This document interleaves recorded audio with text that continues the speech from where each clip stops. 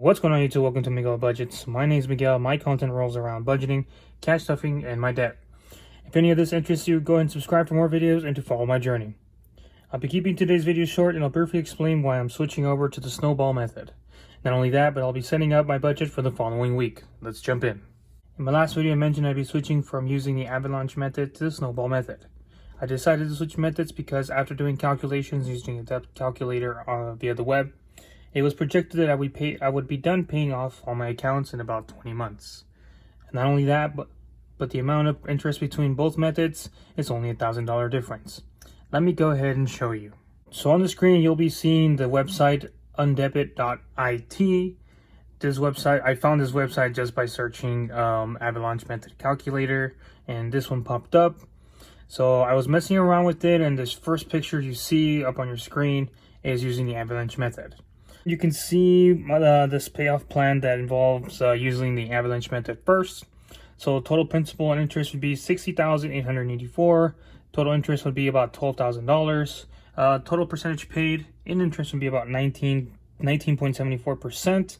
And years until debt free would be 20 months. It's about a year, 7 months. So at the account payoff details in the very bottom, you can see the account. These are the accounts that I have that I showed you in the very beginning. It'd be Discover Financial, Upgrade, Pedal, IRS, AT&T, Honda, Best Buy. This would be using the avalanche method. So obviously paying off the Discover Financial Services first. It would take me about 16 months to pay off with the payoff date of September 2024.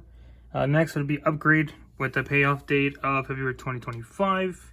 And so forth, with Best Buy being paid off in the near future in 7 months. Now, if we take a look at the next screen, the next picture, you can see this is the payoff method using the snowball method. So the total principal and interest paid here would be $62,284.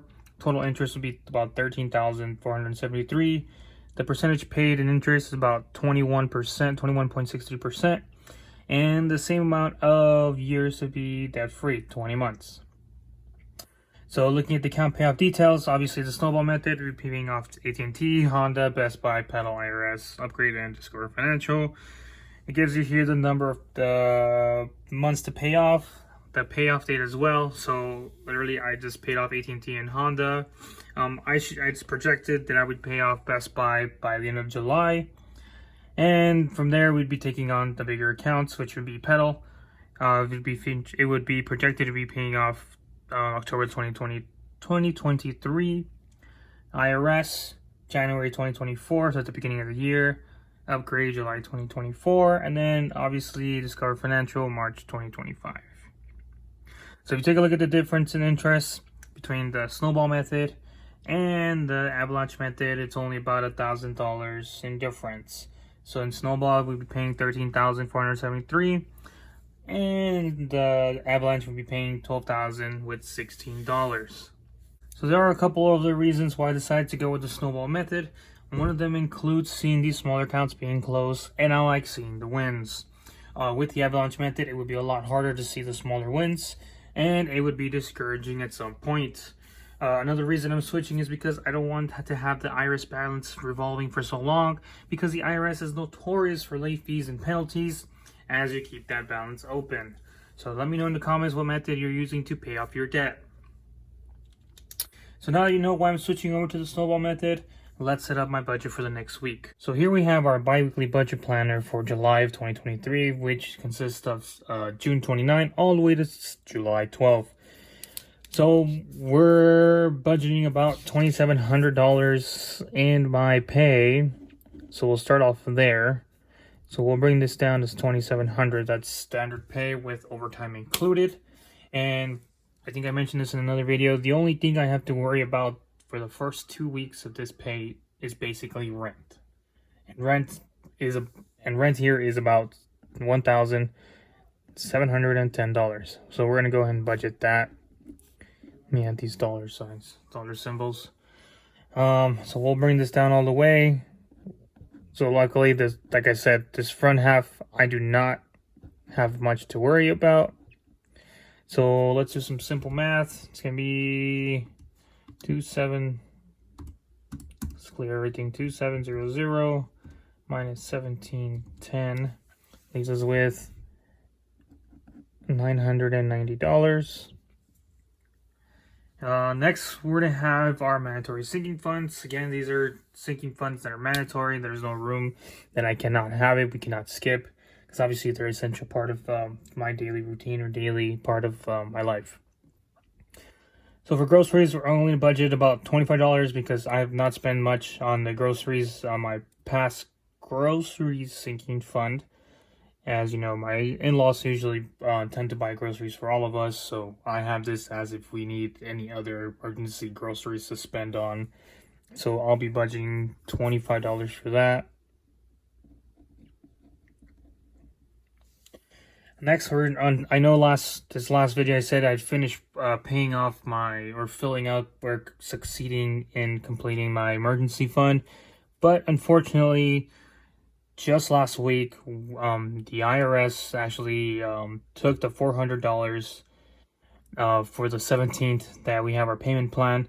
So I'm actually gonna continue the emergency fund, but for this one, it's gonna be $200. So once I'm able to complete the emergency fund next, not this upcoming paycheck, but the following one, those extra $200 will be going for extra debt. So I did not plan for them to actually take this out of our account. And now I am taking it out from the emergency fund just because it was not planned. Next, my usual $200 for cart maintenance. This goes for any other maintenance that we need, either for both cars. Like I said, I'm the one that pays for the maintenance. I do have a oil change and spark plug change that needs to be done on my Honda, which hopefully is around $400, depending on how or where the spark plugs are located. It could go up to like $500. But luckily, there's enough in the car maintenance to cover that, so I don't have to rely on credit cards or anything in that nature. Next, car tax for registration, $50. Same thing, I'm the one that pays for both registrations. My wife doesn't take care of that, I do. My allowance, $200 mandatory. That's always a bi-weekly thing. Transportation, that's gonna be $100. Dry cleaning, same thing, $25. So let's go ahead and do some quick math and let's get this total. So that's $425. That's $250. $125. So that gives me $100. So 800 minus 990. I'm sorry, 990 minus 800. That's 190 remaining. So we're gonna go ahead and move this remainder up into our regular sinking funds. So I'm gonna go ahead and do some family funds. I'm gonna go ahead and give $25. We're gonna budget $25. Day fund that as well. Both vacation and clothing, not much, but it's something. And then birthdays and Christmas, we're gonna do $10 each. So let's go and do some quick math on that. Plus 25, is that 40, and then 20. So that's a total of $110. So you subtract 190 from the 110, that leaves us with $80. So this extra debt, extra $80 would definitely be going to the Affirm, the Best Buy one, as I'm trying to finish paying that one off.